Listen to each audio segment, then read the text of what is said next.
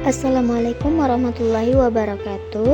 Perkenalkan, nama saya Nur Nahdia dengan NIM H03222307, kelas pendidikan biologi A, Fakultas Keguruan dan Ilmu Pendidikan. Nah, pada video kali ini saya akan menjelaskan tentang materi sistem kardiovaskular. Baik, langsung saja. Sistem kardiovaskular juga dikenal sebagai sistem peredaran darah. Adalah sistem tubuh yang berfungsi mengalirkan darah ke seluruh tubuh, membawa oksigen dan nutrisi ke sel-sel, serta mengangkut produksi sisa untuk dibuang. Sistem ini terdiri dari jantung, pembuluh darah, dan darah. Selanjutnya yaitu jantung. Jantung adalah organ utama dalam sistem kardiovaskular yang berfungsi memompa darah ke seluruh tubuh. Jantung terletak di dada bagian kiri, dibungkus oleh kantung yang disebut perikardium.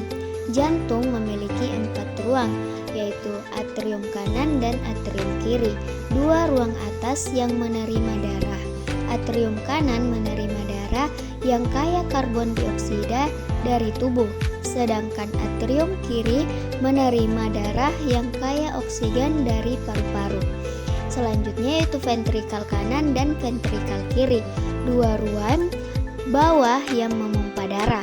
Ventrikal kanan memompa darah ke paru-paru untuk pertukaran gas, sedangkan ventrikal kiri memompa darah ke seluruh tubuh. Nah, ada 3 jenis pembuluh darah utama dalam sistem kardiovaskular.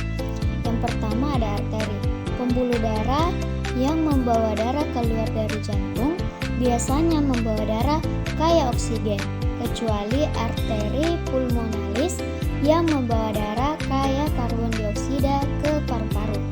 Yang kedua yaitu vena, pembuluh darah yang membawa darah kembali ke jantung, biasanya membawa darah kaya karbon dioksida, kecuali vena pulmonalis yang membawa darah kaya oksigen dari paru-paru.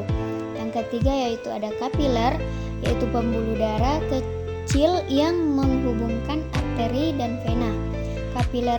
Kapiler memiliki dinding tipis yang memungkinkan pertukaran oksigen, karbon dioksida, nutrisi, dan limbah antara darah dan sel. Selanjutnya yaitu aliran darah dalam tubuh. Nah, aliran darah melalui sistem kardiovaskular terbagi menjadi 2 sirkulasi utama. Yang pertama, sirkulasi sistemik, di mana dimulai dari ventrikal kiri, darah yang kaya oksigen dipompa ke seluruh tubuh melalui aorta, memberikan oksigen dan nutrisi ke sel-sel tubuh. Setelah darah mengalir ke seluruh tubuh dan memberikan oksigen, darah akan kembali ke atrium kanan jantung melalui vena cava. Yang kedua yaitu sirkulasi pulmonal, di mana yang dimulai dari ventrikal kanan, darah yang kaya karbon dioksida dipompa ke paru-paru melalui arteri pulmonalis. Di paru-paru, karbon dioksida dikeluarkan dan oksigen diserap. Darah yang kaya oksigen kembali ke atrium kiri melalui vena pulmonalis.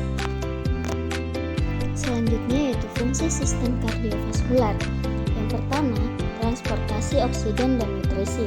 Nah, darah membawa oksigen dan nutrisi penting ke setiap sel tubuh. Yang kedua, pengangkutan limbah. Nah, sistem ini juga mengangkut produk sisa seperti karbon dioksida dan urea untuk dikeluarkan dari tubuh. Selanjutnya yaitu perlindungan imun. Nah, melalui darah, sistem kardiovaskular juga mendukung sistem imun tubuh dengan mengangkut sel-sel darah putih dan antibodi untuk melawan infeksi.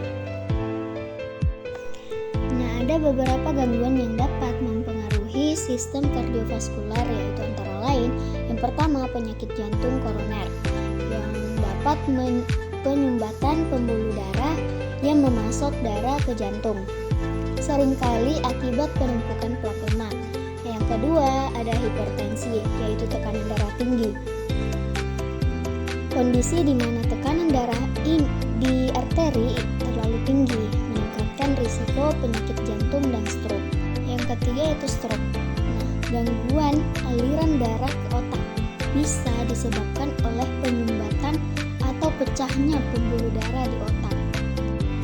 Jadi, kesimpulannya, sistem kardiovaskuler berperan penting dalam menjaga fungsi tubuh secara keseluruhan dengan memastikan distribusi oksigen, nutrisi, dan pengeluaran limbah. Memahami bagaimana sistem ini bekerja dan menjaga kesehatan jantung dan pembuluh darah sangat penting untuk kesehatan tubuh.